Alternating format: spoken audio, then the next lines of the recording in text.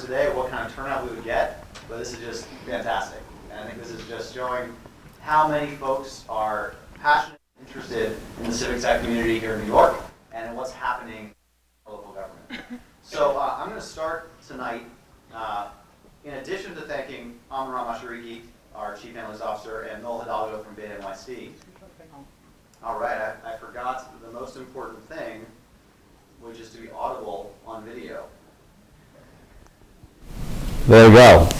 So before we get to the most exciting part of the evening, I want to show you something else that we're very happy about. So my team here at Microsoft is less than a year old, and the company realized that investing in the community made sense, that it was something that we needed to do.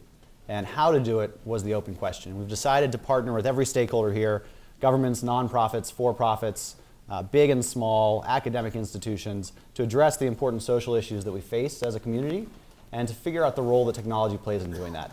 And I think a lot of folks in this room are already a part of that movement, and we're excited to be a part of it too. So there is one particular project that I'd like to show off tonight. It's something we're unveiling for the first time publicly, and it's called Athena. So Athena is an open source, crowdsourced knowledge base and data visualization.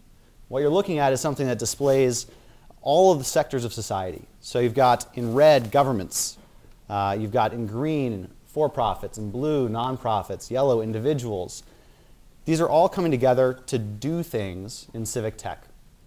And this is information that hasn't existed because it shows how they're connected to one another.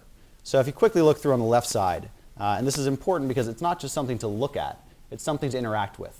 It's something to learn from. And on the left side, you can see there are different checkboxes, different colors, so you can either choose to hide or view the for-profits. You can choose to hide or view the nonprofits. Governments, same. Individuals. You can also look at how these are connected to one another. So they might invest in one another, equity stakes. They might fund one another through grants. They can collaborate where no money changes hands. And often there's no record that you can find about those collaborations taking place outside of our own heads. And finally, they can fund each other with data. This is something that we're really interested in. We know Beta NYC is really interested in the role that open data, whether it's open government data or open data resources in other places, what that means, because that's fuel for entrepreneurship. It's fuel for openness and transparency. We all want to see more of it. And this is a way to track it, to understand where it's happening. You can also view proxies for influence. So we're looking right now at these bubbles, these nodes, these different entities sized by the number of employees. And you can see the individuals in yellow are all small because there are no employees because they're individuals. However, you can also view these by Twitter followers. You can see a very different picture there and different amounts of influence in different sectors of society. And it's important to note that this is something that we want to see living and growing. This isn't a point in time. This isn't something that's supposed to be grow stale. This is something that all of us, we envision playing a role in keeping fresh and keeping up to date and making it better and better. You're seeing about 150 entities right now. We know there are far more than 150 just in New York when you think about the individuals and the organizations that are working in civic tech. So speaking of New York, say you want to actually learn more about New York. Say, for instance, you're coming into a new role as a Chief Analytics Officer or a Chief Technology Officer. You can look at the New York players in this space. These are the entities filtered by the location in which their headquarters is. And then you look at this and you see different organizations that might be interested. So NYTM, perhaps I didn't know what that was. I can double click on it, sends it to the center, and I learn that's New York Tech Meetup. I can click on New York Tech Meetup. It'll take me to their website where I can then learn more directly from the source. I can also learn about the key players, key people. So when you look at New York Tech Meetup again, and you look at the key people like Andrew Roche, you can learn about Andrew through a simple Bing search. Going back to the visualization, when you look at New York Tech Meetup, you can see who they're connected to. And you can see they're connected to players in every sector. And one of the ones that I care a lot about is Microsoft. And a lot of people might not know that Microsoft is actually doing things, as you look at this, at MIT in Boston, doing things with the Economic Development Corporation here in New York, doing things with SF.City in San Francisco. So you can learn where different players, whether they be for-profits or nonprofits or governments, are operating, who they're interacting with. since we have a guest of honor here tonight, I'd be remiss if I didn't look up Amin himself. Yeah, that's right. You thought you could escape, but no. So you go down here. So this says he knows 5 people. I'm sure he knows a lot more than 5. And actually earlier today we were talking about this just a few minutes ago, and Amin said, there are a few other people he knows that aren't represented here. So I can just quickly go on this edit pen next to the name Amin Mashariki, go down to the next page, second page, and you can see who he collaborates with. And he mentioned that Susan Crawford is one of those people.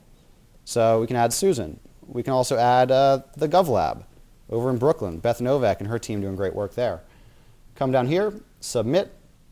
All I have to do then is just reload the page, and we are very quickly going to see that Amin's network is growing because people who have that information are choosing to share it. And it is not reflected there, but I promise that is exactly what should be happening. So, and this is a good point, is that it's not perfect. This is a work in progress. But the feedback we heard from the folks we talked to is that this doesn't exist anywhere else, and it's an opportunity for all of us to do something first of its kind that will help all of us understand the civic tech space much better. You can imagine that if you come into government, being able to quickly get up to speed on what's happening in your area. If you're at a nonprofit, maybe a foundation that wants to fund civic tech, since it's getting increasingly popular, being able to quickly learn about who's working on what and with whom, and who's receiving what amounts of funding can be very, very helpful. You could imagine a graduate coming out of college who wants to work for a company, whether it's a startup or a big company, that cares about civic tech, invests in it, is working on it. They can learn that here. But this only works if all of you contribute to it, if we all contribute to it, if we really take ownership as a community. So this weekend at Civic Hall, as part of Code Across and International Open Data Day, we are really excited to welcome anyone in this room and anyone in the room tomorrow to work on this, to work with us. You can see at the bottom there's a developer bar. It's very easy to go play with the code on GitHub, make pull requests, but you don't have to be technical because a lot of us have knowledge, a lot of us have the ability to do research online, and we can all contribute something to this. So we hope that this is something that in collaboration with Beta NYC and all of you, we can grow over time. And I wanted to make sure that all of you saw it first. So thank you for being here tonight. With that, we are going to move on to the really exciting part, which is the conversation between Noel and Amin. So Beta NYC, as a lot of you know, is an organization that's been around since 2009 doing great work here in the city. Big focus on open data, a focus on working with, collaborating, and influencing our local government to do good things, to pass the right kinds of laws, to put New York City law online, to put the record, really the change log, online as well. And that work would not have happened without Noel Hidalgo and his colleagues and collaborators and the community that Beta NYC has been able to create. So with that, I would like to welcome Noel, who will then welcome you once again, probably this time not yelling at you to take your seats, something a little bit more positive. And we'll follow that up with a conversation with Amin. So thanks so much for being here, and looking forward to the conversation.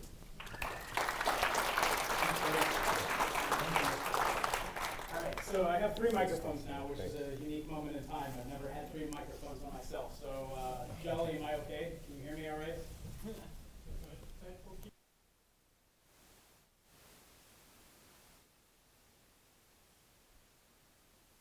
First. There you go. Hey, you can hear me now? Yeah, now I'm switched on? Okay, all right. And the rest of you, can you hear me now? If I'm talking here? Yeah, great. All right. So thanks, John.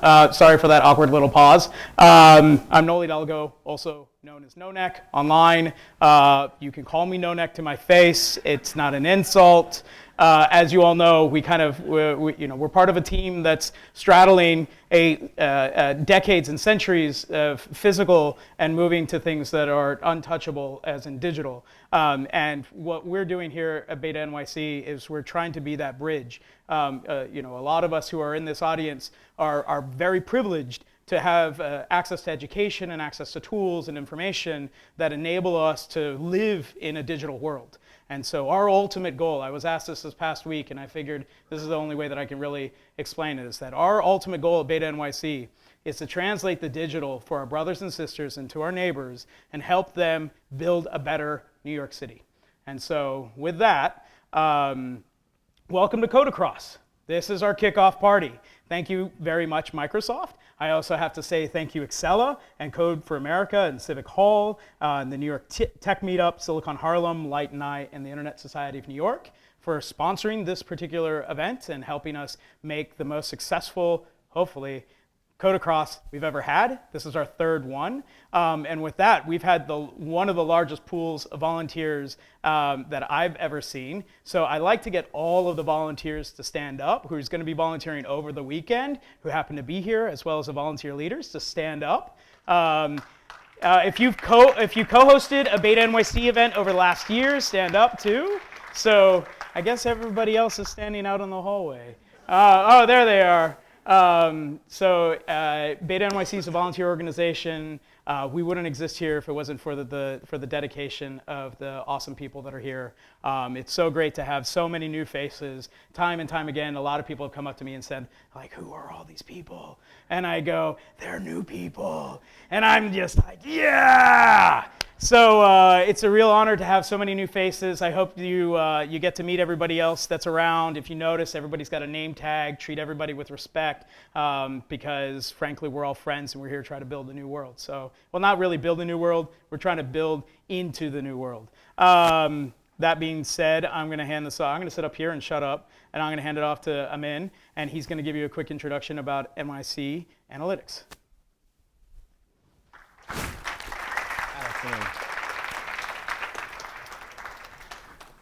Thanks. I just wanted a couple of seconds to sort of thank the hosts. Gonna do some tech support. One, I wanted to thank John Farmer and Microsoft and his team, Matt, for inviting me. So I know John from when I was a White House fellow and I was working in DC, and John was at the White House helping to bring about the Presidential Innovation Fellows. And John doesn't know this, but when I started, I must have been about a week in. John was like, you were probably like the third or fourth email that I sent from my account, because as soon as I touched down, I said, I want to know who's doing the coolest stuff in technology. I need a name. And like, they were like, you need to get in touch with John Paul Farmer. So I emailed him, and I think you met me for coffee at, what's that spot right across the street from the White House? Swings, right. Every White House person goes to Swings for coffee. And then also I wanted to thank Beta NYC and Noel for inviting me here to talk. This is really exciting. So the story with Noel is that when I got the announcement, I created a Twitter account so that, because people said, well, you need to have a Twitter account. And so I created one, and all these folks started, following me on Twitter and so on and so forth, and, saying congratulations. Noel was the only one who said, congratulations, can we talk? Right? And so I met with Noel and Ariel and others probably a week before my start date, because I learned about what Beta NYC does and what this team was all about. And I said, I need to figure out what they're doing and what we can do to help, like even before my first day. So thanks a lot. I'm excited to be here. Welcome.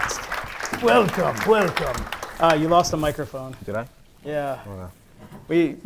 I mean, we're doing this because, frankly, not more than 200 people can fit in this room. And if you're like me, it's a little warm in here already. So we've got a live stream that's going on, and we have to really thank the Internet Society of New York for kicking that off, and Jolly McPhee, who has been a dedicated individual to the New York City tech community. He's made the buttons that you're all going to receive tomorrow. He's a punk rock legend. He's an internet legend. So let's give a round of applause to Jolly McPhee.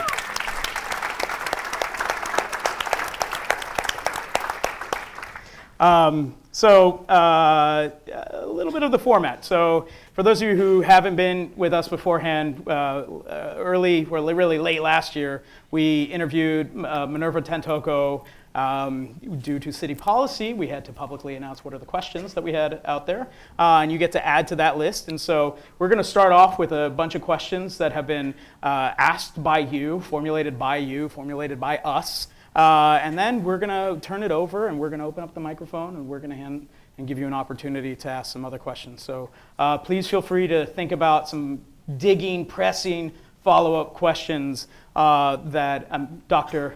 Amen can go ahead and answer. So it's we're gonna just, because this is kind of an introduction, we're going to ask you, what's your favorite, do you have a moment that defined your desire to be a technologist? Yeah,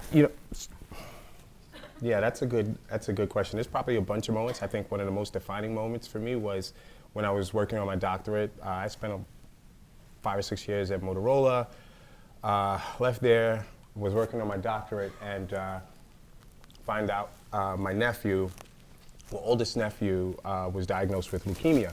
And that put sort of the family into a tough space. And one of the things I decided to do was, I figured, how can I use technology to really sort of be helpful in this space? And so I was doing my doctorate at Morgan State University in Baltimore, so I sought out the best possible place I thought, to, begin to sort of look at medicine and technology, which was Johns Hopkins. And so I wound up doing my research work, my doctoral research work at Johns Hopkins Computer Integrated Surgical Systems and Technology Lab, specifically because my nephew Sam was diagnosed with leukemia, and I wanted to use technology to further science in that space. And so I actually developed a software, released it as open source, but developed it system agnostic medical middleware, which the acronym is SAM, so I named it after my nephew. And that's when, as a technologist, like, you can study technology, and I have been studying technology since I was a little guy. When you call yourself a technologist, you really begin to take that technology and apply it to a specific domain, into a specific space. And ultimately, you want to sort of drive change through that. And so I think that's when, when I started to think about technology and medicine and helping people, I think that's when I really became a technologist. Cool. So medicine was kind of your first geek hat that you were wearing. Was there any books or any type of science fiction that kind of drove you to look at medicine? Yeah, well, not so much medicine, but when I was 10 years old, my mom took me and my brothers and some friends to the movies. I had a big slumber party, and she took us to Back to the Future. You remember the scene when Dr. Emmett Brown showed the flux capacitor in the DeLorean, and I was like, so at the time I was studying circuitry. When I was 9 years old, I had entered this organization called Junior Engineers Club. It was a feeder into my high school, which was Brooklyn Tech. But it was only for junior high school students, but I was like, I'm in the 5th grade, screw it, why I can't go? So my mom got me in. So I was doing circuitry, so when I saw the flux capacitor on the movie, I was like, that's a real thing, like, I'm gonna make that. And so, it's actually funny is because the next year when I was in junior high school, I actually, for the science fair, I actually created what I called a flux capacitor, and what I thought was a flux capacitor, which was really just sort of a memory, but on like pegboard with wires and buttons, and I went to the science fair, and I remember explaining this flux capacitor to the judge, and she kind of had this quizzical look on her face and was like, so where's the volcano at? Like, That's what I did. For my science project, I built a volcano. Who didn't, right? Like, yeah, and so exactly. They were expecting a volcano, but I actually won first place there, and then went on to citywide and won 2nd place. So certainly science fiction played a role in, and I think that's the role science fiction really plays, is sort of pushing the boundaries of how we think about technology, and it forces us to sort of catch up and do what we can to kind of meet them where they are. So to humanize you just a little bit more, because I think that you're a pretty remarkable human, and I don't think a lot of people know this, but you also go back to your alma mater on a pretty regular basis to talk about kind of technology. Can you tell us a little bit about what you do there? Yeah, so Brooklyn Tech is like, it's really funny. My brother and I, we went to Brooklyn Tech, and we love tech, and I actually love tech as much as I love like my undergrad alma maters, and so we go back. Every year they have a career fair. We go back every year, and I present, and I talk to the students in the computer science class about sort of technology and where the space is, and what they should be thinking about now, and how they can get out in front of a lot of stuff, and where the advantages they have that we didn't have when I was coming up in computer science, learning Pascal and Fortran and so on and so forth, where they're doing. But I embarrass myself every now and then. When I went to tech, we had the big lathes, and we were doing like, making hammers and big metal things. And I just recently when I was there, I said, yeah, so where are all the lathes at? And the kids was like, what are lathes? So they use 3D modeling, 3D printers now as opposed to lathes. They had no idea what a lathe was, so I feel super old. I don't know if I'm going to be going back. Yeah, I grew up in a town where there were I'm from the Midwest, so tool and die was, people would get jobs at tool and die machines, and now it's like, who does that? You just print that stuff out. Right. It's like, you just print it out? What? Right. How do you foresee being the CAO, which is the Chief Analytics Officer? There was a pretty noble person that was in this job beforehand. Mm-hmm. So and thank goodness you have a great staff that has stuck around. To give a shout out over here to Nick O'Brien. That's right. So how do you see your history kind of rolling into this new job, and what are the key points that you're looking to achieve? Actually, well, let me first start off. Sure. So that's going to be the second question. Okay. But the first question is, what the hell is the CAO, and what does it do, and what's its importance? So I tend to sort of separate the Chief Analytics Officer from the actual office, which is the Mayor's Office of Data Analytics, MODA, as we affectionately call it. So, the appointment of the CAO really, you're asking about the CAO, I think it really identifies, with respect to the administration, how important they see data and how we're able to use data to affect change and impact for all New Yorkers, right? And so it's actionable data. How do we take data and dig into it and provide insight? And so identifying a chief analytics officer is like basically saying, I think this is very important, and we need to have a voice in the mayor's office, and we need to have a voice that's engaging at the highest levels of the city. And so that's the importance of identifying an actual chief analytics officer. As a director of MODA, I think, to use a technical term, there's crap tons of data all over New York City. And we have to begin to drive insight, and it takes methodologies, it takes really strong math capabilities, statistical analysis, software engineering capabilities. It takes all of these you have to be really strong in a lot of these spaces, and I think identifying an organization like MODA that really engages, and we have a strong team of analysts and directors and leaders that help to do that. And so it's not something you can wake up one day and identify 2 software engineers and say, go ahead and make me this really smart platform that does ABC. You have to really sort of groom that capability, and I think that's what MODA is for the city. So how does your past kind of play into the future? I think you brought up the previous chief analytics officer, who was New York City's first chief analytics officer. I think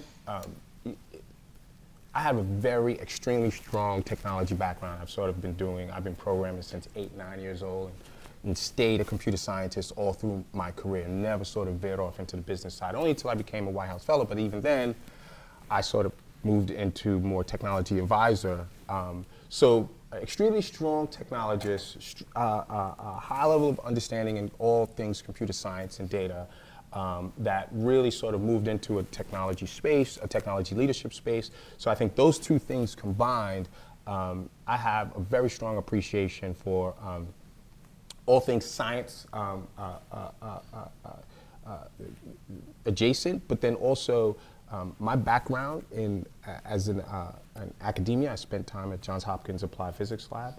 I tell a lot of folks, I live the life of going out and begging and scrapping for data, because as a scientist, I knew that the richer the data set, the more I was able to really prove, when I was working at University of Chicago's Cancer Research Center, when I was doing bioinformatics at Johns Hopkins, I was trying to actually affect change in that medical space.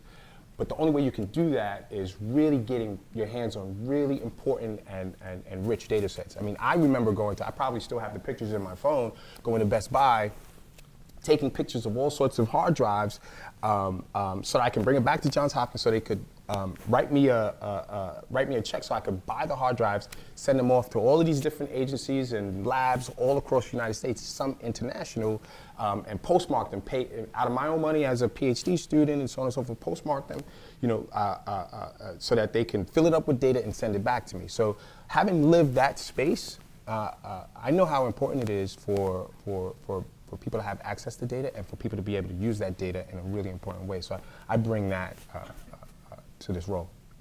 So who's happy to have him as our second Chief Analytics Officer? All right, all right. All right, so far you're winning over the crowd here. Let's see if we can change so that. good, yeah. So let me ask some questions, like just pop this out. What does transparency mean to you? So transparency, I think, is this concept of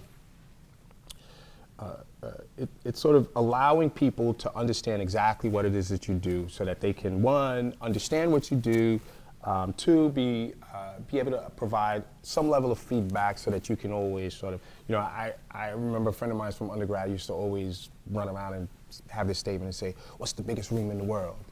Room for improvement, right? And so the idea of transparency really sort of begins to open up this concept of the more transparent you are, the more people are able to sort of give you the feedback that you need so that you can grow. I think as a government, and I spent some time as a White House fellow, but also as the Chief Technology Officer at a federal agency, I think the smart folks understand that we can always be improving, and I think that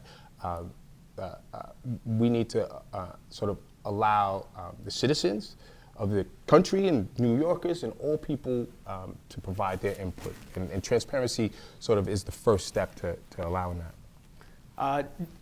How do you define the word open? So I think open is a fairly, a little more sort of open version of transparency, right? What I mean by that is that you can open up data, right? It can be messy, it can sort of not be machine readable, it can not make sense, but you're adhering to this concept of open, so you're opening it up, right?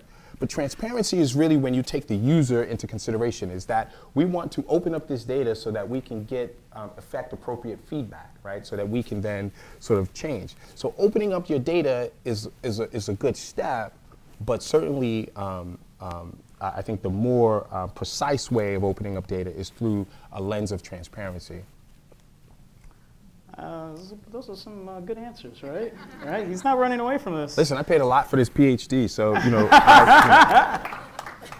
I think what was one of the more honorable things that when we met at Alban and Brooklyn Tech, and Ariel and Chris and I kind of sat around. It was also a cold, ugly day, but it was a lot wetter than it was today. That's right. Is that you talked about kind of setting out a strategy for your office to think about the future and to talk about kind of like how, we had the first CAO, right? He paved the way, he knocked down a lot of walls.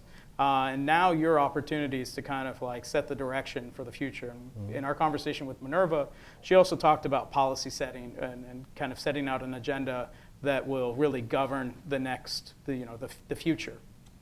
Can you talk about some of your favorite, your favorite technology roadmaps, and kind of like how do you want to get them started? How do you want to build your own? Yeah, so I would say that my favorite technology strategic plan is the one that I helped to author when I became a CTO at OPM. And it's of course. Yeah, of course, right? But to be honest, there's a really interesting story around that. So when the new director came in, Catherine Archuleta, she had a Senate confirmation hearing, and so she went and she told Senate that when she became the director of OPM, the first thing she was going to do is in her first 100 days, create a strategic plan for this federal agency that had been really sort of challenged, let's use the term challenged, in technology implementation up to that point. So first 100 days, you will have a strategic plan for this federal agency. So,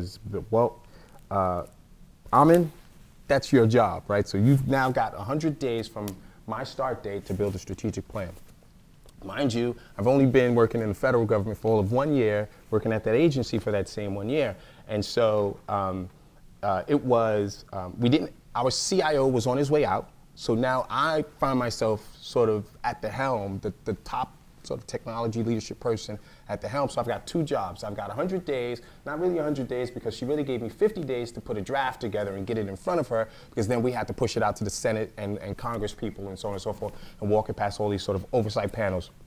So I really had 50 days, but then I also had to hire a CIO in the same, along the same, be a part of the leadership team that hired the CIO. So how did we put the strategic plan together? And this is why I like the strategic plan is, it wasn't about what we could do from the technology side. It was about engaging the business units at OPM and bringing them to the table. So we created an advisory panel of all of the heads of the business units within OPM and said, meet with us weekly. Tell us your technology challenges. Tell us where you would like to go. Tell us what we've done wrong as a technology unit within this agency. Tell us what we've done right. Tell us the things that you've been doing right. Tell us the things that you've been messing up on and where we can. So we got input weekly. And we took that and I had a daily work group that moved on that content that we were getting. And then we met with other agencies. We met with private sector. We met with anyone who would be willing to sit down and talk to us, external civic groups who would sit down and talk to us about what makes a strong strategic plan. And then on day 39, we got a new CIO in who is one of my favorite people in all the world, Donna Seymour. We got her in, and we moved to day 50, got the draft out, and then we hit the 100 days. One of the challenges, why do you can't hit 100 days? Literally on day 100, the Washington Post wrote an article saying, okay, so because everybody was watching for this. Okay, so they got the strategic plan out. Good for them. Now let's see if they can implement the strategic plan. So there were a lot of eyes on it, and so I thought that was really great. Was that it was like hit the ground, get this thing done. You don't have any time to waste. No one had, because she started mid-November. No one had a Christmas break. No one celebrated New Year's. No one had holidays. We went 100 days straight, and those 100 days were including weekends. We couldn't even, in the schedule that we put together, we couldn't even exclude weekends. So that 100 days included weekends. So it was a tough slog, but it was fun. It was like the closest thing you could have to go into battle with a bunch of technologists. It's like, So you're doing that now? Well, thankfully we don't have sort of that external pressure for the 100 days. But yes, the team, I think probably week 1, said we're going to be meeting, not daily, but close to daily. In the evenings we meet 7:30. Everybody's gone. We sit and we map out strategic planning and think about our stakeholders and so on and so forth. So we're moving aggressively. I think the way I look at the strategic plan at MODA is a little different. I look at it as we are sort of updating the airplane in flight. So we can't just focus on a strategic plan and not do the work of MODA. And so a lot of things happen on a daily basis that force us to do work within the city, but then we get back to the strategic plan. I mean, these guys don't go home until, 8, 9 p.m. Yeah, Midnight? I think that's about right. I sign these guys' timesheets and it's ugly.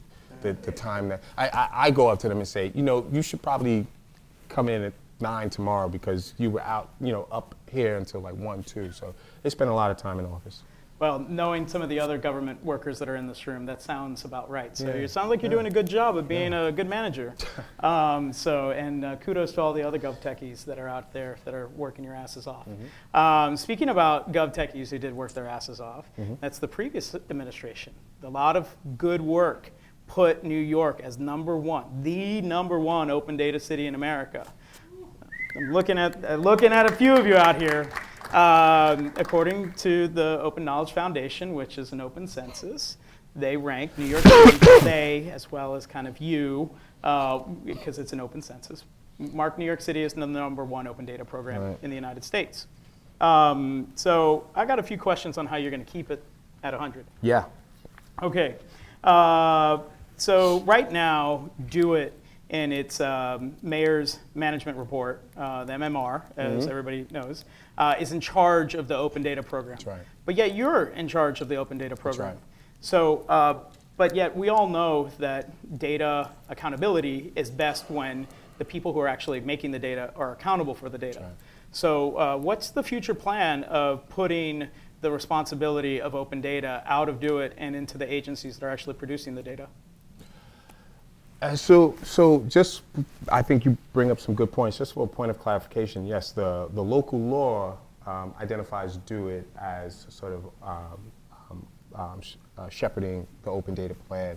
But when the executive order was written, the executive order identified MODA and the Open Platform Officer, which is sort of another title that I hold, as sort of providing oversight and work there too. So I think, from that standpoint, I think Do It has been a great partner with us, and we partner well, and we do really great work with Do It. And so I think we've come together as a tandem in this effort. I do think part of, I think ultimately we have sort of levers that need to be pulled. I think some have been pulled with respects to getting the agencies a little bit more involved in this process, taking a little bit more proactive approach. We're happy with where agencies are. We've identified an open data plan, and we're sticking to that plan.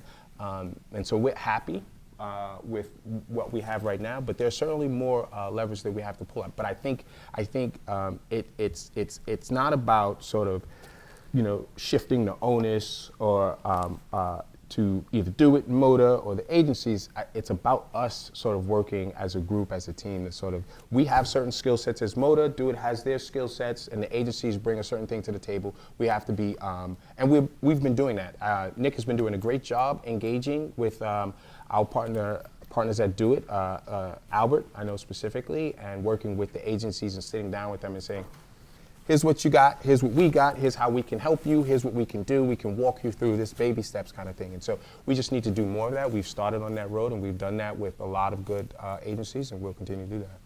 Cool. Do you have, I know Andrew Nicklin, who's sitting over here, famously got the TLC. So for every single taxi cab that you get into, right, yellow and green or just yellow, that actually is powered by the city's open data portal, correct? All right. Green cabs too? Maybe, not sure. Okay, so every time you get into a yellow cab, just think about this. It's powered by open data in the sense that that taxi cab driver actually logs in and that checks to make sure that it goes against the open data portal. Mm-hmm. In many ways, that's called dog fooding. Mm-hmm. And right now, the system has, in New York City, you've got Data Bridge, and then you've kind of got the open data portal. Right. Do you have any outlines or any ideas, or kind of like, where are you going with this dog fooding movement? How do we get more agencies using the same data that we're using? That's right. Yeah, so I think there's a couple of things afoot already, right? So NYC, the Big Apps competition sort of is this concept of bringing the hackers and the coders together and looking at open data and building out really impressive apps specifically to driving sort of efficiencies and effectiveness within New York City. One of the things we're doing now is we were looking at some of the winners from NYC Big Apps and sort of having them take those really impressive apps and engaging the agencies and saying, well, how can these apps sort of help you sort of hit your KPIs and mission of your agency? And so we've already begun sort of that space. I do think that there's a lot more that we can bring to the table. I do think that the agencies are and should continue in mass to use the data that they are opening up to sort of drive their missions and their goals. But we're moving down that road. So how do we help that process along? Yeah, I think a couple of things. One is, one of the things that can come from sort of the community are the mission of these agencies is to better serve New Yorkers, right? So what does that look like? What are the use cases that you can identify and that you understand are really important to you that help the agency sort of understand the best way to engage you as New Yorkers and to enhance your quality of life, enhance the services that they provide for you, and so on and so forth. So a lot, this is where, I say, what can you share with us, and what information can you give to us, and how best can you engage us and allow us to understand how better to sort of work with you. That's perfect, because how many of you are going to be attending Civic Hall tomorrow? Raise your hand. Okay, so at the end of your summary, or at the end of the event, there's going to be a survey question, and that survey question is going to point blank ask, if the data was better, what would you have built? Or how could the data be better? And we're kind of teasing around those questions, and that's actually a direct quote from Amin and your presentation to New York State Department of Transportation, which is an outgrowth of the federal program's Datapalooza program. This conversation is squarely around kind of design thinking. And I really have to thank Ariel and the designers of Beta NYC who kind of like helped reorient our kind of perspective. Beforehand, it was just like, data, websites. And it's just like, no, hold up a second. It's also about design. And so can you tell me a little bit about how design thinking and design play what role does design thinking play in helping to organize and improve the systems within NYC government? Right. So I think you're sort of, So you're asking me a question about all New York City government. Sure. Why not? Right. You're the analytics officer. You're like the chief data guy of all of New York City government. So let me focus that down to design thinking with respects to MODA. All right. And so how we look at things. So I think one of the things that I learned from OPM with the Innovation Lab that OPM created and stood up was this concept of human-centered design, which sort of comes out of IDEO and Lumia and Lumia Institute and other places. This concept of sort of designing with the end user in mind, but this collaborative sort of design concept. And so the team has been actually using human-centered design concepts as part of our strategic planning process. So for instance, one process is this stakeholder mapping concept. And so we sit in a room and we sort of identify all of the stakeholders that are important to MODA and who we're important to. And then we identify what do they think about us now, and what do we want them to think about us, when we're successful with the strategic plan. And so that's sort of a human-centered design way of kind of thinking about your stakeholders. And we're looking at other things in terms of prototyping. Because MODA really is, one of the things that a lot of people don't understand about MODA is sort of, what we are really here in the city to do. One is citywide analytics. And the idea is that, we work with agencies, specific agencies, and we do work, but we don't want to own those analytics and those capacities. We ultimately want to push those and allow for the agencies to own those and manage those, right? So part of what we do is building analytics capacity citywide, but then also what we do is standing up analytics capacity. So it's this concept of, teaching people how to fish rather than fishing for them, right? And so the idea is that we ultimately want to teach and make and grow the analytics skill sets throughout city government. And so when we look at human-centered design, we're sort of looking at sort of this prototyping capacity that does exactly that. So we're really all about sort of building prototypes and pushing them off. And so we use human-centered design for that. Awesome. This kind of like just touches on that. Jeff Bezos, Joel put this one in. By the way, my little brother's named Joel, and then I have the fortunate opportunity to work with another Joel. So if there are any other Joels in the audience, congratulations. I think you're awesome people, regardless whether you're male or female. All right, so Jeff Bezos in his big mandate said, all service interfaces without exception must be designed from the ground up to be externalizable. That is to say that the team must plan and design to be able to expose those interfaces to developers in the outside world, no exceptions. Right. Are you saying that that's kind of like at the foundation of what you're looking to do in the future?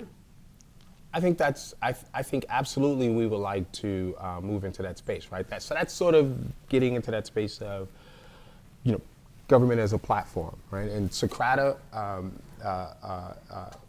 the technology that we use with respect to the open data platform and the open data portal is sort of moving us in that direction. And I think we can move even further. I know Nick Sinai, is he still here? He was here. Took off for the train. Oh, he took off, okay. So he was the Deputy Chief Technology Officer for the federal government when I was there. And one of the things that they did that was really smart, which is, you know, the private sector can do stuff like, you know, Sure.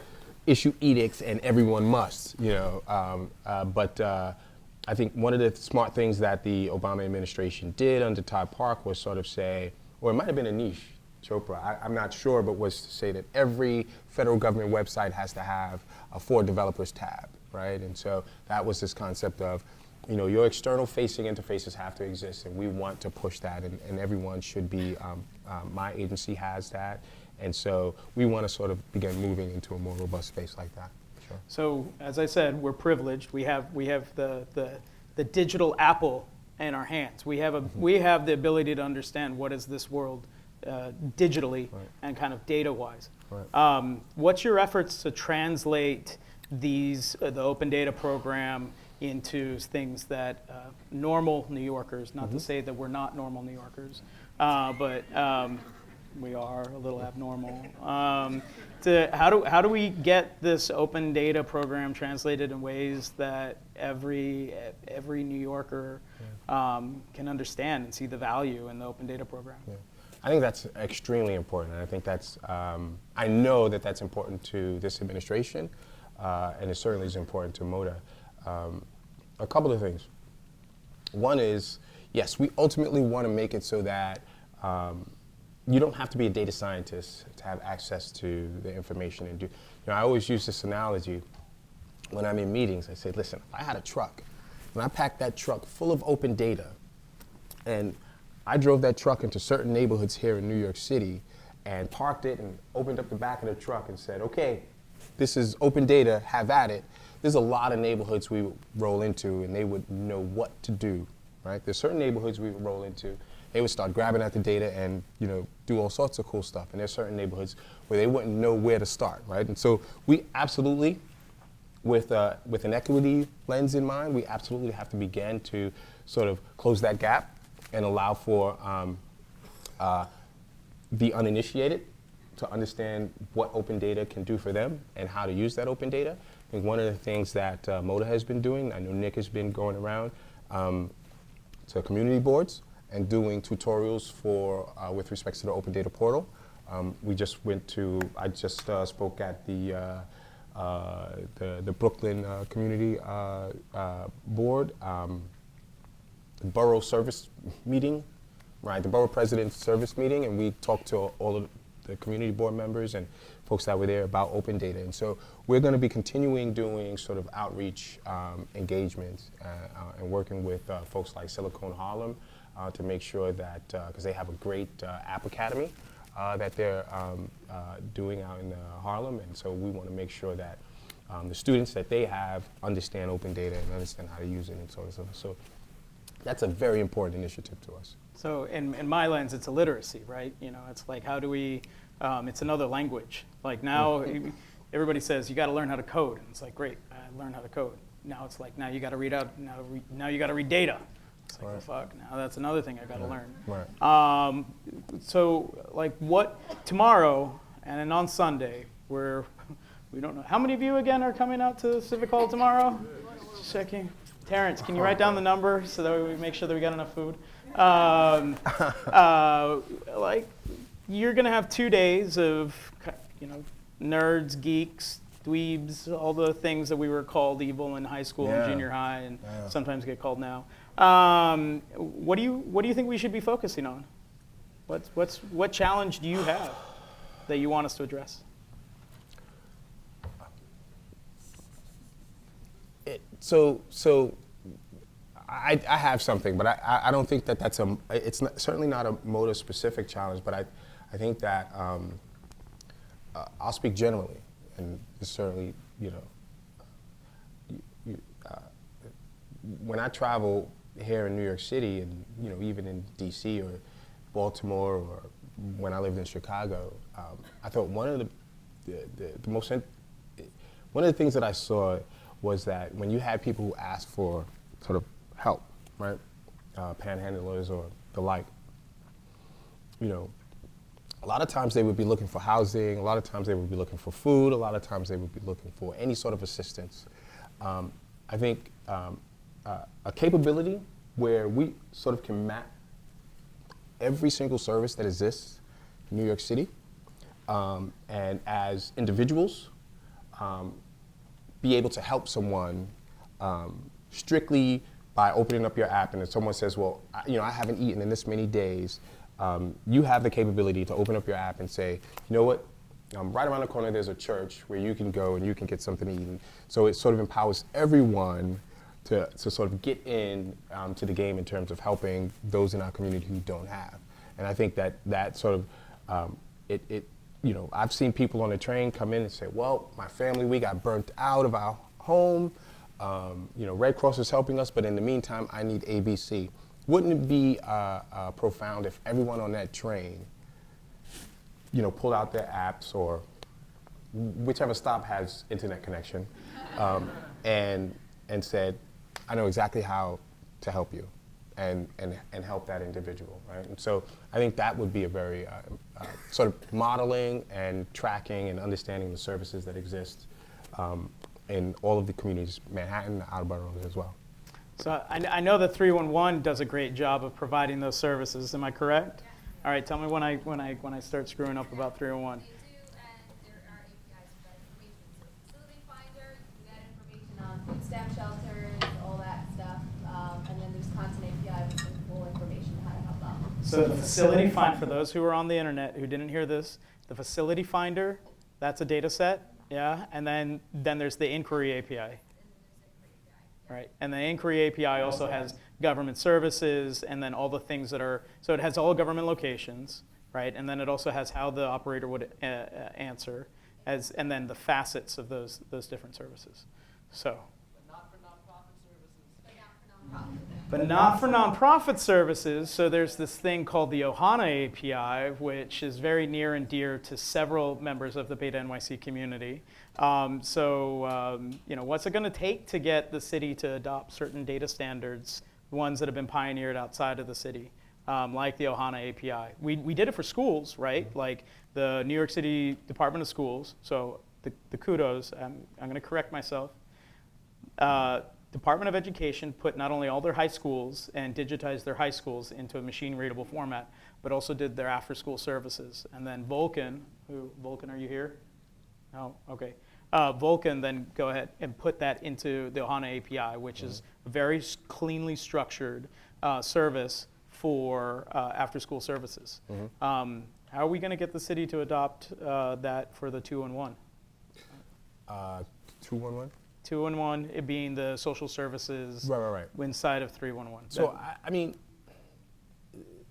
how are you going to get the city to adopt that? I think. I mean, it can also be a much broader question, which is how do we get the city to start adopting some of the standards that are out there? So I like that question. I think that's all one right. I can sort of jump into because I can't commit to really anything.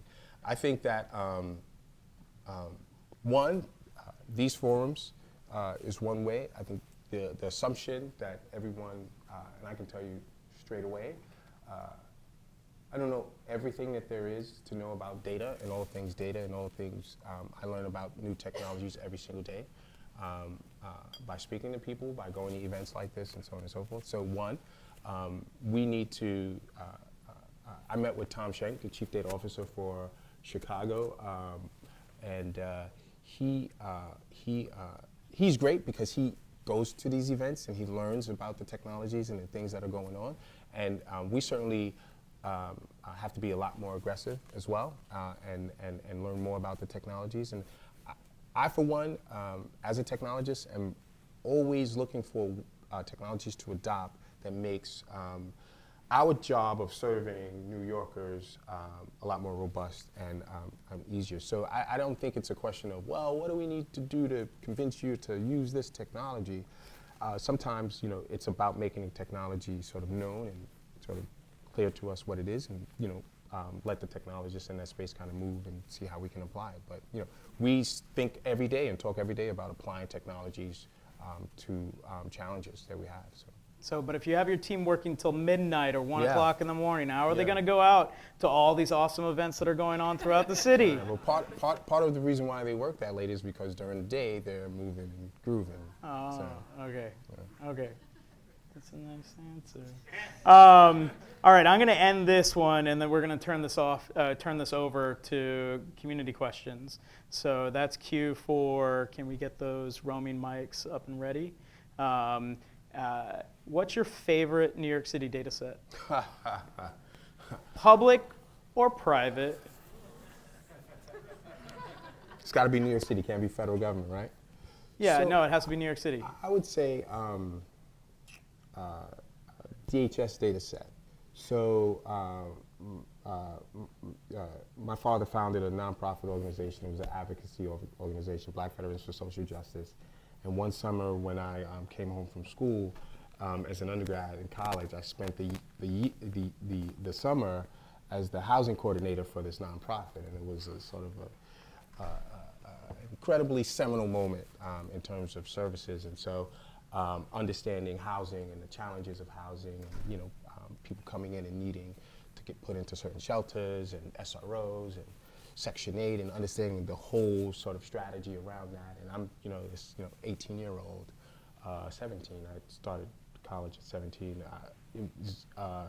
It was crazy, and understanding sort of how that worked. It took me the whole summer to understand it. So when I started, actually my brother here, Jelani Mashariki, is director of Pomoja House, which is a shelter in Brooklyn. And so these things are near and dear to my family. And so when I first learned about the Open Data Portal, I immediately went to the DHS data set. Because my thought process was, you know, when I was doing that job that summer, what would I like to have seen or used from this open data set that would have helped me, you know, sort of do my job, be more efficient, be better, be more helpful to the people who came in every day looking for housing. And I wanted to see if that was a strong data set, that if it actually would have. And it certainly, as it stands now, it's certainly a strong data set, and certainly would have been helpful to me, has been and will continue to be helpful to others in that space. So I would say Department of Homeless Services. Great. I just want to end with the one last thing, and that is, as time has gone by, the NYCHA, NYCHA's population, New York City's Housing Authority, is, I heard, it's just the voices in my head. I can't keep them all straight. NYCHA's population is roughly the same size as the city of Oakland. And it's a state authority, which means that it's exempt from the city's open data law. And time and time again, we've gone, Gail Brewer's office sent representatives to go testify in front of city council. You know, these are the people who are really need transparency to fix their apartments. We know the big sizable budgets, the deficiencies that are there, but they have something that's equivalent of 311. Can you help us get that? How do we get you? Can you help us get that data open so that way we can start going to all the different NYCHA developments and teaching them about open data and the value of open data, and so that way they can do better advocacy to solve the problems that are in all of their developments? Because right now that data sits at the state and we have to foil it, and that's just, it's reactive, right? We want to be proactive. We want it to be as great as the New York City 311 data, which is one of the best open data sets. Can we find some common ground on that? Yeah, absolutely. Listen, let me answer that question in a general way. I think that's what's extremely important, is understanding the use cases, right? The things that are, you ultimately understand that data to be, and how you're going to use it to make NYCHA's life easier, and sort of providing the services and making them better. I think identifying those and working with you and folks in the community and understanding exactly, exactly what that looks like will help us sort of have a more robust conversation with NYCHA and any other agency, when we sit down, and we do sit down with each and every agency to talk to them about opening up their data and what that looks like. If we're armed with really powerful use cases that, like you just mentioned just now, if we're armed with those, make my life, I know you make Nick's life a lot easier, so I mean, that's how that gets done. Cool. All right, let's get some questions. If you could just say your name and your organization, and if you want to do a Twitter handle too. We got Mr. Silicon Harlem right here. See you, Adam. Thank you. Really enjoyed the conversation. My name is Clayton Banks from Silicon Harlem. It's at Silicon Harlem. Thanks, Noel. And we're very, very happy to be a part of this event. And good to reunite with you, Dr. Mashariki. So can I ask the question one other way? You've asked that question in several ways. So I want to ask the question, and I just have two quick questions. So the first one is the criteria for releasing data. So the idea is that there's been lots of data released, but there's still lots of data that the city government has that has not been released. Mm-hmm. So the question I think ultimately has been, what's the criteria that you're aware of, and what's the criteria as the chief analytics officer has in actually releasing data, even just existing data, not even new data that's being collected, but whether it's from the DMV, whatever it comes from, what's the criteria? And the second question I have for you is when it comes to the public, or let's say the private industry that's doing business with the government, that's generating data from us, how much influence does MODA or the government have over that data? So companies, private sector that has contracts with the government that is collecting data through whatever operations they have going on with you, how much influence do you have on that? So I'm going to sort of set this up. I'm going to answer the latter question, and then if you can, John, if you can give Nick the mic, and I'm going to let him sort of walk you through sort of the criteria for open data. So I'm giving Nick a heads up, about a 2-minute heads up. 2 minutes, should I set my egg timer? Right. I mean, there are a couple of, so, that's a interesting question, sort of what sort of oversight we have over private sector and their data. I do know that contractually, as we're building out those contracts now, I don't know going back, but we're working with private sector partners that any data that they manage or house, and working with the New York City government, that if it fits in with the open data criteria, then we will we own that data and we have access to that data and can do certain things with that data. But that's you have citywide contracts and you have agency by agency, and so there's some things that we can do to make that a little bit more robust. But right now, with respects to private sector, it's really the contracts that we have with them, and we build that into current contracts moving forward, that we own that data, and that's the city's data. Does the executive order that Mayor Bloomberg signed, EO 306, that created the chief analytics officer, still in existence? Yeah. Yeah? Yeah. Okay. So you still have oversight over those contracts to make the data available, and that's been power. That's the right. power that's been given to you through that executive order. That's right. Okay. Now, yeah, Nicholas O'Brien, I work for him. He's a great boss. At NJ O'Brien on Twitter. So it's all public data. I want to make sure that we're clear about the contractual part. It's ones that do it, executes. All that data needs to be public. We're exploring what we can do for citywide contracts. I think it's a great mechanism. Really what we've been doing for the last couple of years is making sure that we comply with local law 11 of 2012. And unfortunately, some of what that's resulted in is posting static data sets to make sure that we have some data out there and people can get started. As we're understanding the user community and what data needs to be refreshed daily or even go faster than that when we get the technology in place, we're starting to prioritize those based on the use cases, based on how we understand the community, because we're now getting a handle on some of those compliance things and being able to keep up with those. So that's a little bit of a pivot we've been able to make. I want to give a shout out to Andrew and the work he did to get that off the ground, really getting, even before we we had the local law in place, getting a ton of data up there in a voluntary fashion, and doing some of the early automation so that we knew how to do it. We had a groundwork so that once we did start being able to keep up with the compliance and make City Council happy, we're able to leverage all that work and that expertise and really continue that vision to deliver stuff. And we have over 100 data sets now that are fully automated and really delivering a lot of value, much more than just posting static data sets. And when we become aware of data sets, then we come up there as quickly as we can. Cool. Jeff? Yeah, I'm Jeff Bonner from Jumpstart Wireless, at Jeff Bonner. And I'm very interested in kind of transactional activities. And is that like completely out of the scope here? Or, I'm thinking like reporting a violation at a restaurant, or, anything in the realm of, I'm gonna put some information in and get some information back. Mm-hmm. Is that something you deal with? Is that something of interest? With respect to open data? Yeah.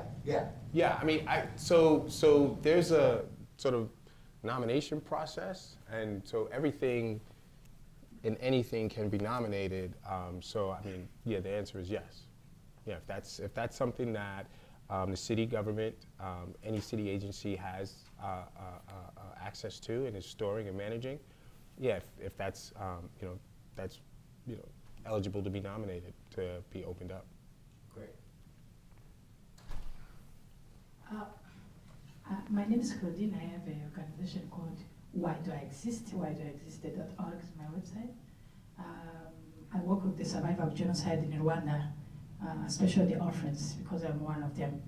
I wrote a book called The Power of Social Media. Be yourself, change somebody's life today, because I saw how social media helped me to increase visibility and then building a relationship with my prospective donor. So my question to you, you highlighted I'm glad I came here because my friend invited me, by the way. Good. Otherwise, I was not going to be in this room, but I'm thankful. Thank you, friend. Thank you, friend.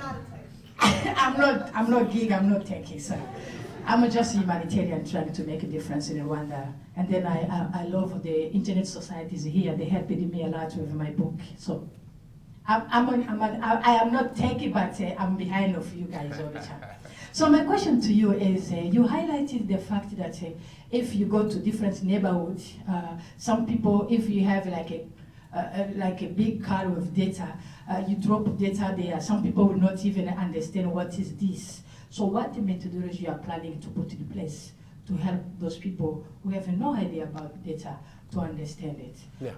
My last question, since you talk about the global and international arena, I wonder if you will help me to create data for the goodwill people who help the survivors of genocide, because in Rwanda, because of genocide, we have over 1 million of orphans.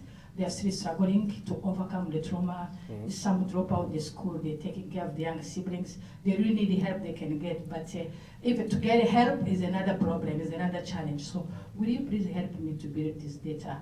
It can be available, and then they can access that.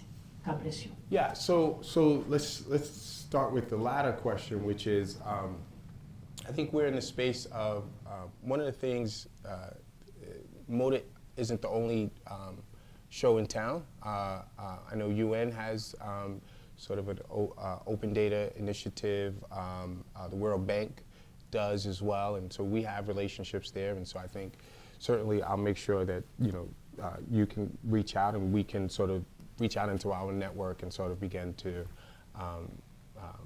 push you towards that. That's the latter.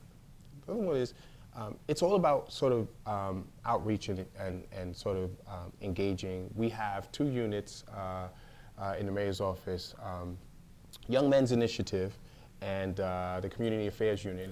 And MODA has been aggressively engaging with those 2 specific units to better understand the lay of the community and be able to reach out and affect the people in those communities with respect to here's the open data portal, here's the data, here's some challenges, and those units, community affairs as well as YMI, here are some of the challenges that we're seeing in those communities with these folks, and begin to identify how we can have them solving some challenges or looking at building businesses and being entrepreneurial with the data. So we're using the tools that the mayor's office has to begin to sort of reach out. But it's all about engagement, and sort of hitting the streets, grassroots, sort of getting out there and engaging on a consistent basis. So.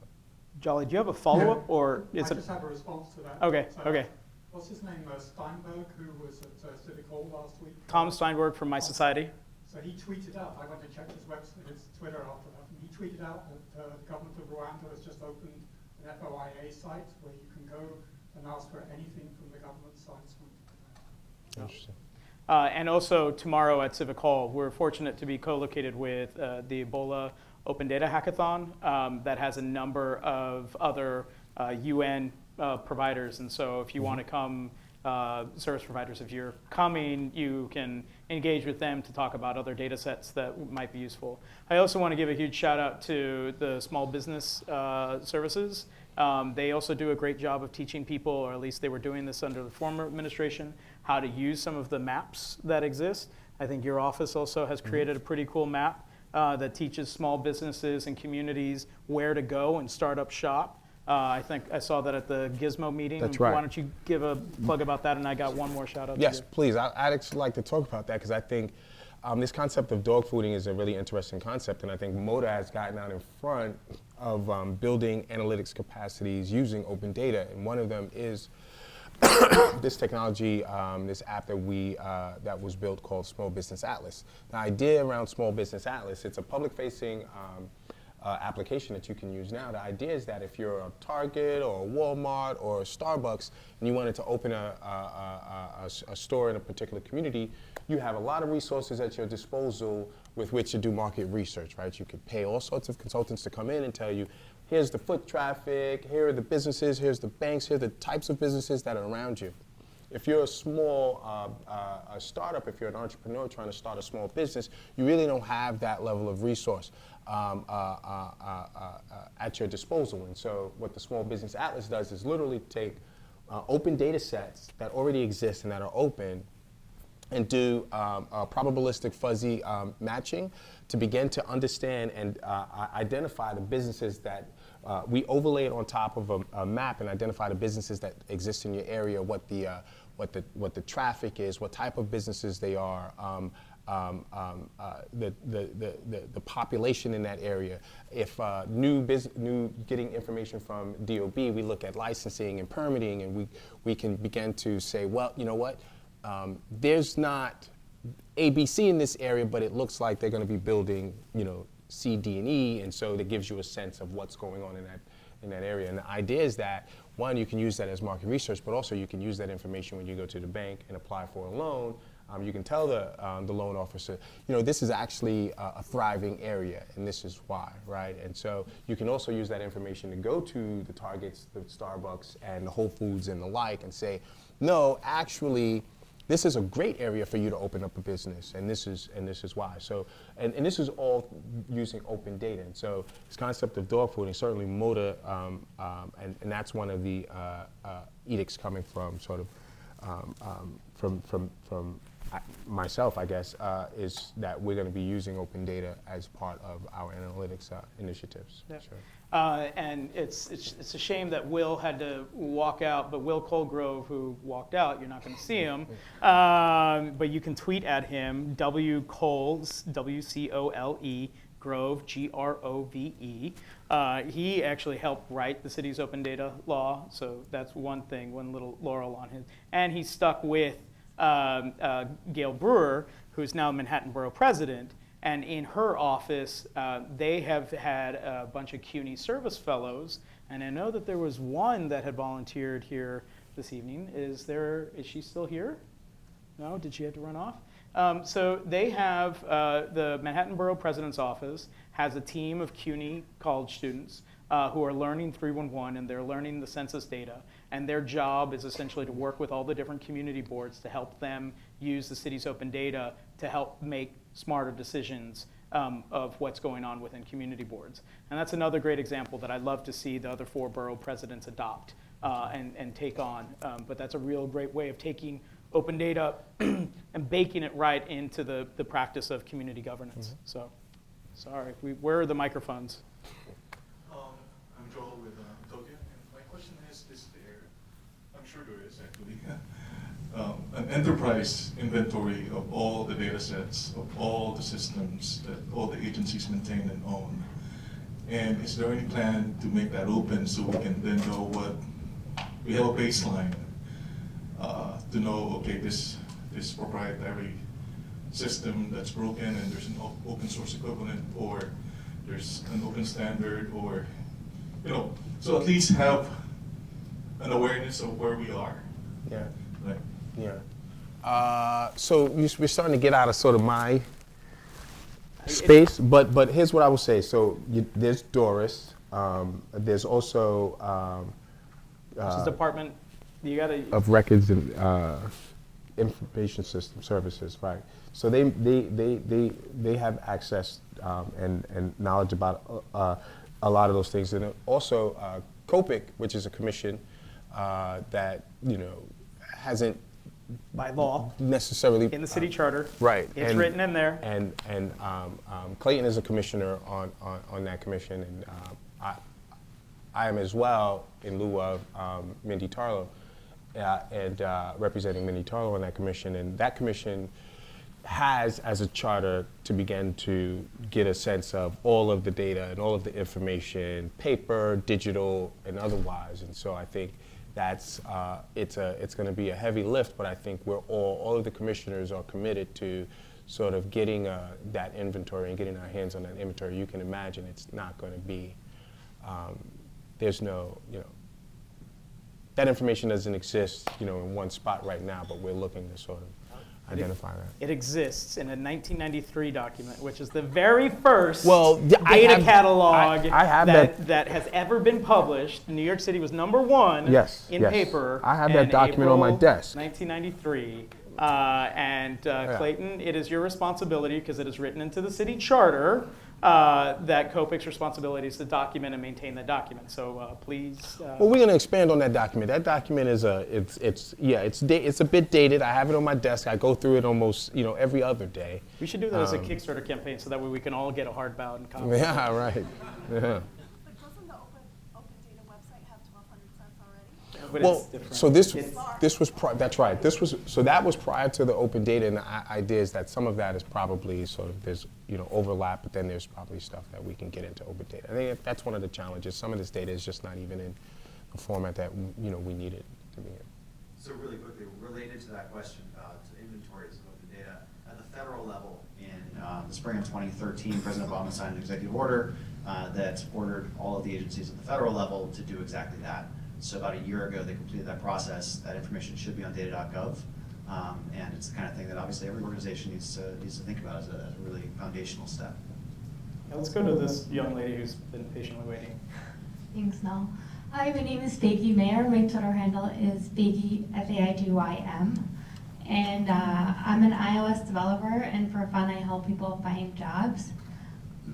What I've noticed is that lots of homeless people, when I give them food, they ask me if I know of jobs for them. And I was wondering if there was something I can build in iOS so that if someone sees a homeless person, they can maybe I'm very naive about how all this works, but maybe I can work in a career kind of app with some open data sets. Can I grab that one?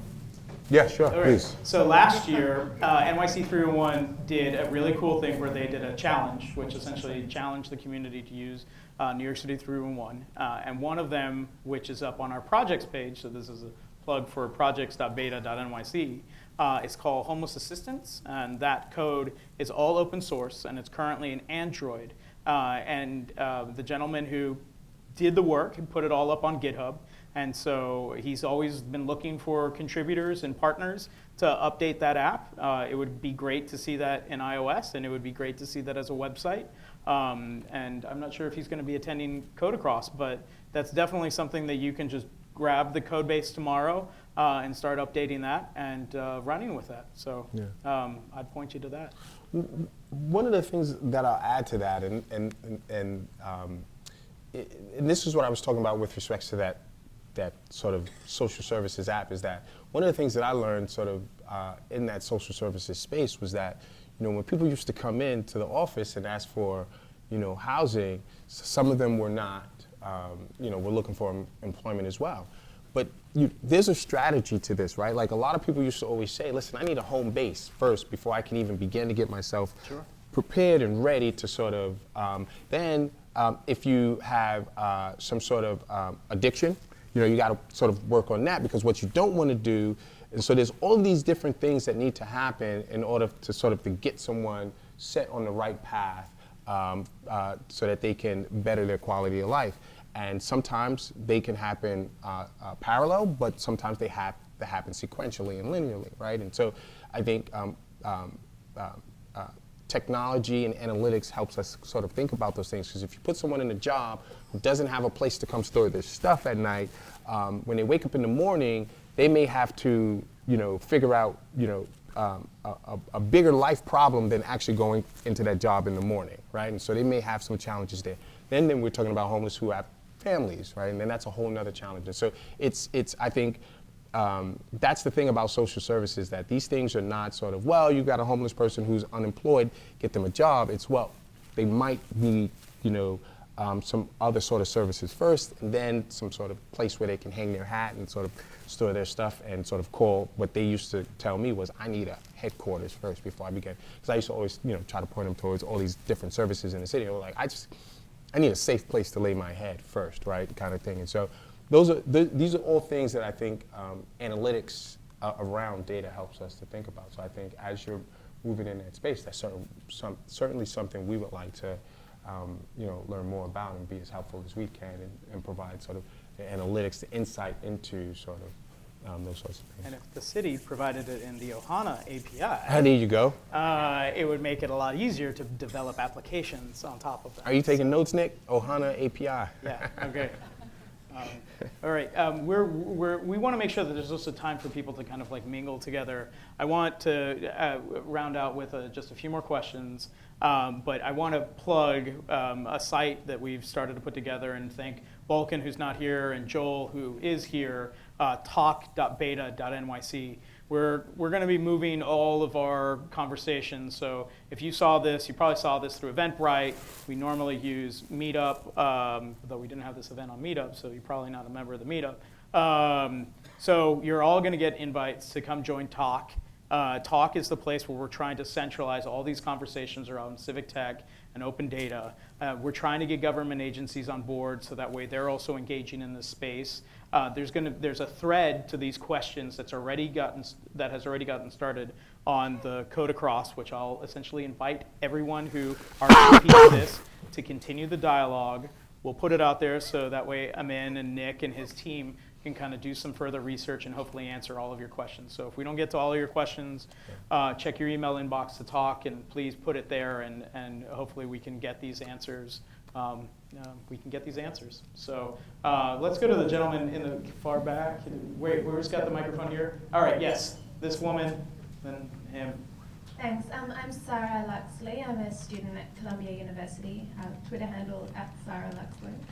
I was wondering, you were talking earlier about your focus on closing equity gaps by making sure that everybody knows how to use open data. And I wondered whether you're also considering looking at how to make sure we're getting all the right kind of data so that we can draw attention to equity gaps kind of across various parts of the city. So whether it's capturing data about unpaid work and gender issues, or capturing data on access of disabled students within the broader education data, is that something the city's thinking about at the moment so that policy people and technologists can then build on that to address some of these issues? I think that's a great point. I think that the answer is, are we thinking about closing the equity gap? Absolutely, every single day.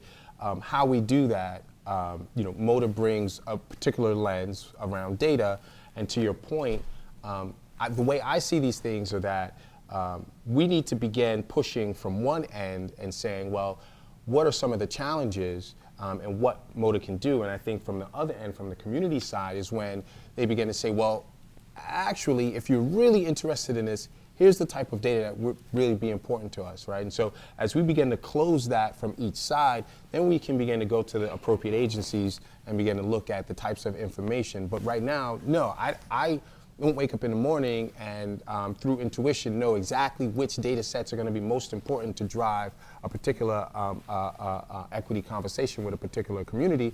But I do know if I engage that community, that starts a conversation and that starts a dialogue that hopefully they will then say, here are the things that are most important to us. Here are the things that we care about and we need to know more about. And we say, well, you know, one of the first things that I know we do at MODA is when an agency comes to us and says, here's a problem I need solved, the first thing we ask is, well, is the data on open data? Is it on Data Bridge? Is it being shared via data share? If not, next step, who has that data and where does it sit? How can we get it on any one of those mechanisms so that we can then build, and I think the community focus has to run that same way. So we definitely need us to push from one side as the government, as MODA, but then we need the community to come sort of give us, again, those use cases and the things that's important to them. We'll give you the spreadsheets that we've already developed and look Give forward to having some data paloozas with yes, certain agencies. Yes, that's Nick's job is going to be putting on tons of data paloozas, absolutely. Yes, yeah, you're out? You're down with that? Absolutely. Okay, one last question and then. So how about I like last question because I think quite a few authors was arguing, you know, the digital economy actually create more inequality rather than bringing down the gap. So I'm doing some project on data science and also doing some data intensive research on economics at the university. So my handle is Laihaobo, L-A-I-H-A-O-B-O. But my question is, I want to step back from the conversation a little bit. So I mean, for people familiar with Silicon Valley, the history, we know it's 1960s, 70s. I mean, it's all about semiconductor. So it's happened at the right time and the right place. I mean, at Stanford Science Park. So I want to know, I mean, for example, from Dr. Mashariki, that from the city government level or state government level, has anybody ever thought about it, that what we can do or to really capture the trend, because obviously there's something other than silicon is happening. So how does New York City and New York State is capturing that? Make us a leader rather than follower. So we don't have to call us Silicon Alley. You know what I'm talking about? What I'm thinking. So yeah. So be a lead. I'm trying to. So let me answer this one way.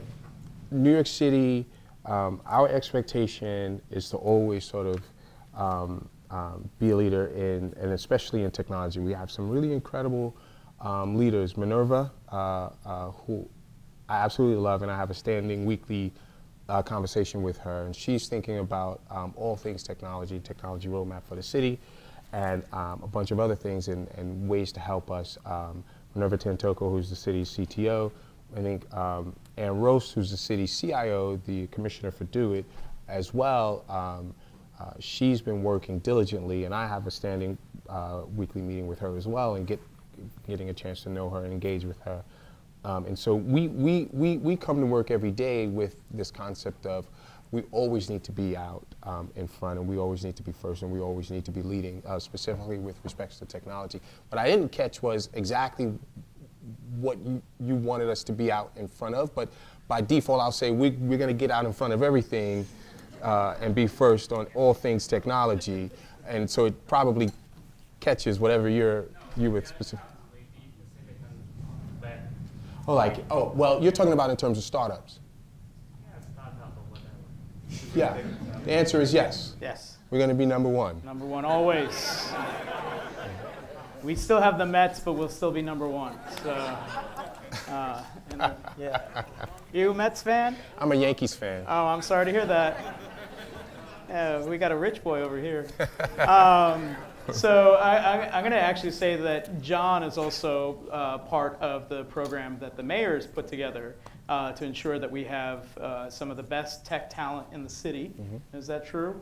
And Microsoft is a great supporter of that, and that this mayor has also seen the same thing that the former mayor did, in that to realize the unique opportunity that the city has to go to be number one, and is really investing in that program. And one of our partners, Coalition for Queens, also does a great job of trying to get and spread tech to Queens. Right. And they were really a remarkable organization here in New York City to kind of spread tech across the city. And so I think, if New York City has its own tech jobs talent pipeline. The state has also an amazing program through its, what is it called, Nick? Come on my. Andrew, well, he's Nick Lynn. Nick Lynn. Startup NY, which is a great program to ensure that startups get headquartered here in New York City and across the state.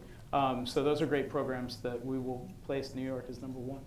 With that, I'm gonna end with John. John's gonna say, you want to say some closing comments, and then I'll pass this over to him. That would be fantastic, because the reason I wanted to say one more thing is because when Amin mentioned how hardworking his colleagues in city government are, a light bulb went off, and I said, why didn't I thank my team? Obviously, we wouldn't all be here without the team that I work with that's amazing, and Athena would not exist, and we wouldn't have the opportunity to all collaborate on it without this team. So 2 of those members are here in spirit, Fatima Khalid and Jenny Shore, and 3 of them are here in person. So my amazing teammate, Matt Stempek, please take a bow. Over on the other side of the room, we've got Adi Savi, Product Manager Extraordinaire, Data Scientist. And we finally have an amazing young developer who is the muscle behind Athena, Ken Chan. Please stand up. And I'll just finish by relaying our sincere thanks for being here. We're really looking forward to seeing as many of you as possible over the weekend at Civic Hall. Back to you, Noel. Great. So we'll see you tomorrow at Civic Hall, for those of you who did register. So that's on 20th and 5th Avenue. Please be mindful that the MTA is doing a lot of work on every single subway line this weekend. And yes, it's going to be cold, but we still want you to come out. We'll keep you warm. We promise that. We'll try to feed you as much as possible, right? There'll be a webcast as well. It's going to be webcasted if you are stuck at home or if you have other commitments, and you can thank Jolly and the Internet Society of New York. That's going to all be in an email that you're going to get. You already got one of the URLs. And I also want to give a huge thanks to all the volunteer leaders who have stepped up over the last year. As my family has had some troubles and I've had to step away, I think all of those of you stepped up and led this community. When the open data law was passed, there were only 500 people that were part of this, less than 500 people that were part of this meetup. And now we're at 2,500, and we're the largest, kind of civic hacking community in New York, in the world. In municipally focused. Let me correct that. It's really hard to say because I put a lot of caveats on it. We're really the largest Code for America brigade, and thank Code for America for supporting us for so many years. And we're the largest civic hacker community that's focused on one particular city. And that's really because of the leadership, the volunteer leadership that stands up to say we need to move forward. And it's really because of you who keep on showing up at our events. So keep on coming. Tomorrow we start at 10 o'clock in the morning, bright and early, with a whole bunch of coffee, hopefully, and a light breakfast. And then we're really fortunate to have some of the sponsors who are putting on Code Across do an introduction. You'll get to hear from Nick tomorrow morning.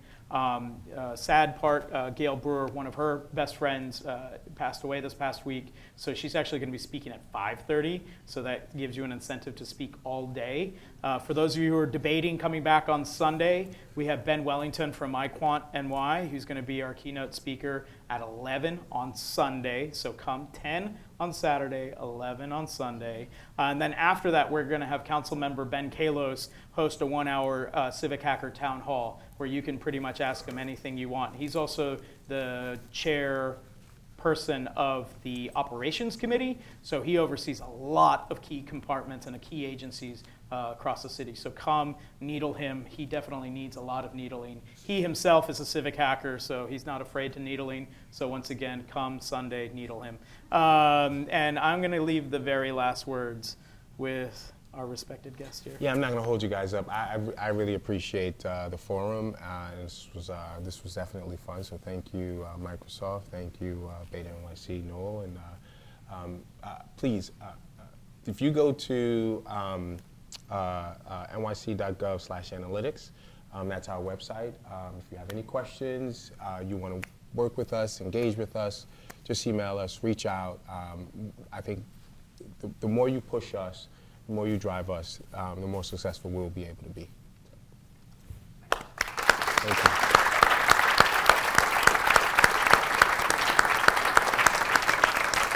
Thank you, man.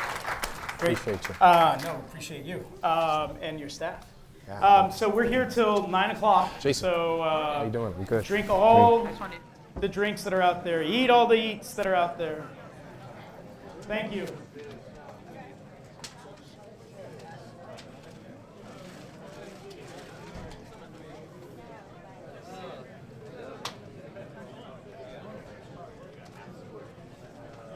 She's